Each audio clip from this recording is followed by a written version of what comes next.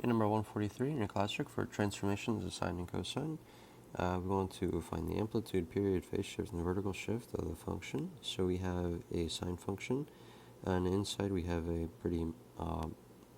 it's pretty messy. So first we're going to start with the amplitude. So we have an amplitude given by the coefficient in front of the trig function, so that's just a 1. Then looking for the period, we know period is 2 pi over b, and b is our scale factor to the x. So actually I'm going to first expand this inside little equation here. So this will be sine of 2/3 x plus, and then we have 2/3 times pi over 6, which these 2 and 6 reduce to 1/3. So we have pi over 9 inside, and then we have plus 3 as our function, written a little more simplified. So we have a b term here of 2/3. So we have 2 pi over 2/3, which is the same as multiplying by 3 over 2. So we have 2 pi times 3 over 2. Cancel the 2's. We have a period of 3 pi. Now, looking for the phase shift, we have a phase shift given by the additional h term inside the parentheses. So this phase shift, we'll call it h, is equal to negative pi over 9. And we have a vertical shift of plus 3. So this k will be equal to plus 3. Now we can go ahead and graph this function.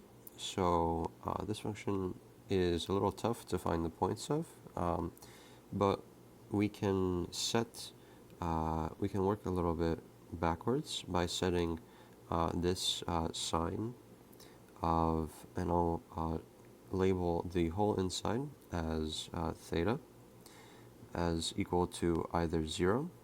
Then we're going to solve for the case where sine of theta is equal to 1, and where sine of theta is equal to negative 1, so that we can get an approximate look of what our function will look like. So whenever sine of theta is 0, we know that theta has to be equal to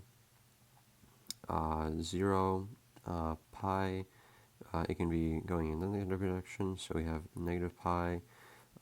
So any multiple of any odd multiple of pi will do it. So we can have 3 pi, negative 3 pi, and so on. This we can set equal to whatever we had inside the parentheses here. So we can set this equal to 2/3 times x plus pi over 6. And then for each case, so we can set 0 equal to 2/3 x plus pi over 6, and then solve for our x. So that would give us an x where sine theta equals 0. So then we would plug in 0 plus 3 into the equation, and we would know that our function plots to a point of the x that we found, comma 3. And we can do the same for our other angles here.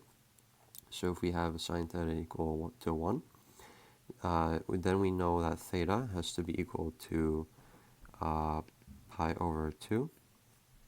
Or we can go in the we can go around another full circle to get us to, what would that be, 5 pi over 2, and so on. So we can set these equal to our inside term in the parentheses, plus pi over 6, and then solve for x for each case. So we can find all of the x's where the function will map to. Now in this case our sine comes out to a value of 1, so that'll be 1 plus 3. So all of these x's will lie on a line of 4. So we can have these corresponding lines to our function values that we set here. And that's so we can find the x's. So graphing them together will give us a function of 1 cycle that'll look something like that. And then we can graph in our calculator to check.